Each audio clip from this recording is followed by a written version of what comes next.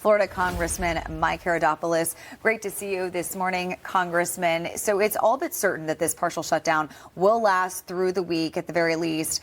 But if by some stroke of luck, do you think a deal can be reached behind closed doors, maybe over a Zoom call? What have you heard? Unlikely. It doesn't look like right now it's going to happen. It's a shame because, again, DHS is fundamental. Coast Guard, FEMA, TSA agents are to be unpaid despite doing good work. And, of course, the ICE program has already been funded through 2028. This is, as usual, politics from the Democrats, much like when they shut the government down for over 40 days over health care. They're playing politics as they have nothing else to run on. Yeah, Congressman, and of course, Democrats are demanding that the federal immigration agents remove their masks, but not the protesters. They wear identification, but don't use one for voting, and operate without racial profiling, which isn't happening. So how do you negotiate when basically none of their demands are even reasonable?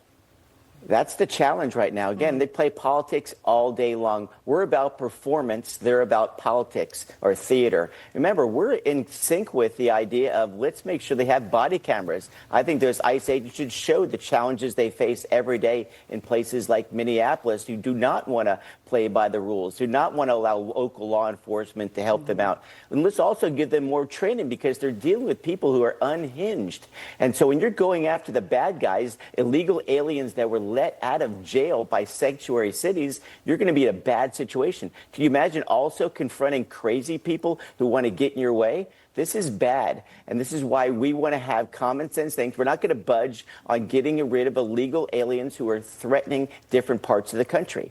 And if I could add one last thing, Mark, to your good point, it's the idea that, remember, why are we doing this? It's because 10 million people came in here illegally. We don't know who the heck they are, and we're trying to round up the bad guys. And it's working across the country. It's only these radical sanctuary cities supported by mayors and governors that are causing all this mayhem.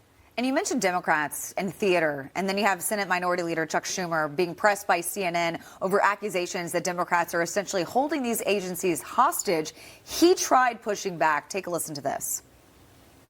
How does the shutdown do anything to accomplish the goal of reining in Trump's immigration crackdown if ICE and CBP are not necessarily directly effective? Republicans, go along with these common sense proposals, and we'll fund the whole DHS bill, the whole Department of Homeland Security bill. Just go along. Again, I cannot repeat enough. These are common sense. Police departments across America use them. We have a rogue agency. Why don't we rein them in? That's what the American people are asking Republicans, and that's why they're going to have to go along with us.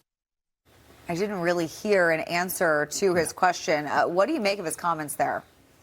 Well, what he says when he has no common sense is common sense. It's become a joke. He just says common sense enough times and he thinks that's enough.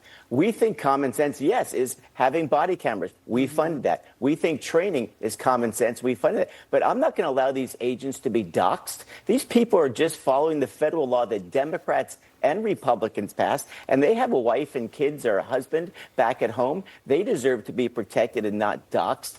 All Schumer does all day long is play politics. He did the same thing with health care because they have nothing to offer. And eventually the affordability issues will be our issue because taxes are going down. Gas prices are down. Your 401k is up. Foreign investment in America is up. We have the issues and we have the performance. They're only playing performative politics. Yeah, Congressman, and speaking of a good joke, AOC embarrassed herself over the weekend at the Munich Security Conference. Couldn't even answer a basic question of whether the United States stands with Taiwan.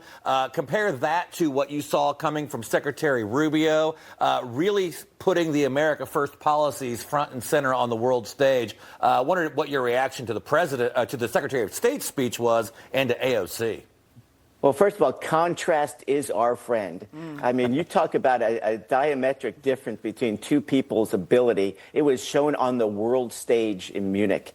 I think AOC might want to take my history class and learn about these issues before she puts herself on a television show, let alone before the world audience. In contrast, what a spectacular speech by Marco Rubio. He laid out a clear vision for freedom in the 21st century and why the United States and the European nations are unified culturally and throughout the years, and why we need military and trade alliances so we can thwart those people who want to undercut freedom and opportunity.